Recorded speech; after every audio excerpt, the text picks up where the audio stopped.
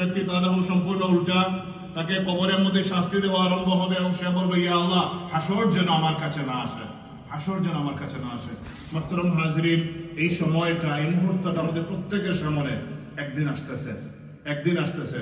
কাদের জন্য আল্লাহ রাব্বুল আলামিন এই সৌভাগ্যের ব্যবস্থা করবেন?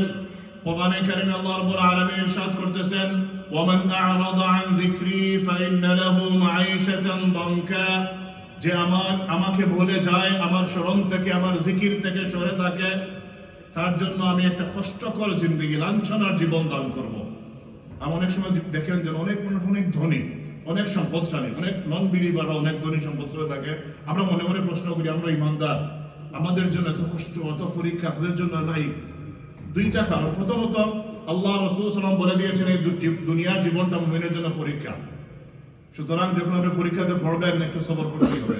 আর দ্বিতীয়টা হচ্ছে যে আল্লাহ রাব্বুল আলামিন যদি এদেরকে ধন সম্পদ দেন, তাদের মনের মধ্যে শান্তি থাকে না।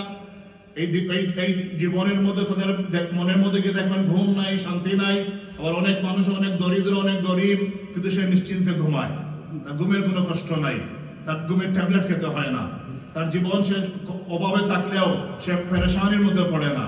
তাহলে এই যে এটা আল্লাহ রাব্বুল আলামিনের পক্ষ থেকে মুমিনের জন্য একটা পুরস্কার, যে আল্লাহ তার দিলের মধ্যে শান্তি দান করবেন। আর আল্লাহ রাব্বুল বলতেছেন যে আল্লাহকে বলে যাবে তার জন্য লাঞ্ছনা জিন্দেগি, পেরেশানির জিন্দেগি থাকবে। ওয়ানাহশুরুহু ইয়াওমাল কিয়ামাতি আ'মা, আর হাসরের ময়দানে আমি তার চোখের দৃষ্টি নিয়ে নেব, তাকে আমি অন্ধ করে দেব। যে আল্লাহর জিকির থেকে নিজেকে সরিয়ে নেয়, আল্লাহর স্মরণ থেকে নিজেকে সরাইয়া নেয়, হাসরের ময়দানে সে অন্ধ হয়ে উঠবে। সে জিজ্ঞেস করবে, ইয়া আল্লাহ, ক্বালা রাব্বি লিমা হাশারতানি আ'মা ওয়া ক্বাদ কুনতু বাসীরা, ইয়া আল্লাহ আমাকে তুমি অন্ধ করলে কেন, অথচ আমার তো চোখ ছিল, দুনিয়ায় থাকতে আমি দেখতে পেতাম, আমার চোখ ছিল, আজ হাসরের ময়দানে আমার চোখের দৃষ্টি তুমি কেন কেড়ে নিলে, আমাকে কেন অন্ধ বানিয়ে ফেললে? আল্লাহ রাব্বুল আলামিন জবাব দিবেন, ক্বালা কাযালিকা আতাতকা আয়াতুনা, তোমার কাছে আমার আয়াত সমূহ এসেছিল, তোমার কাছে আমার নিদর্শন সমূহ এসেছিল, তোমার কাছে আমার নবী এসেছিল, তোমার কাছে আমার কোরআন এসেছিল, ফানাসিতাহা, তুমি কি করেছিলে? সেগুলোকে ভুলে গিয়েছিলে।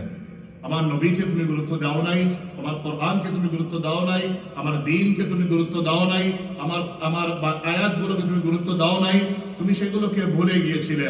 কাযালিকাল ইয়াউমা তুনসা, আজকের দিন তোমাকেও কেউ মনে করবে না, আজকের দিন তোমাকেও কেউ স্মরণ করবে না। ইয়া আল্লাহ। তাহলে যারা আল্লাহ রাব্বুল আলামিনকে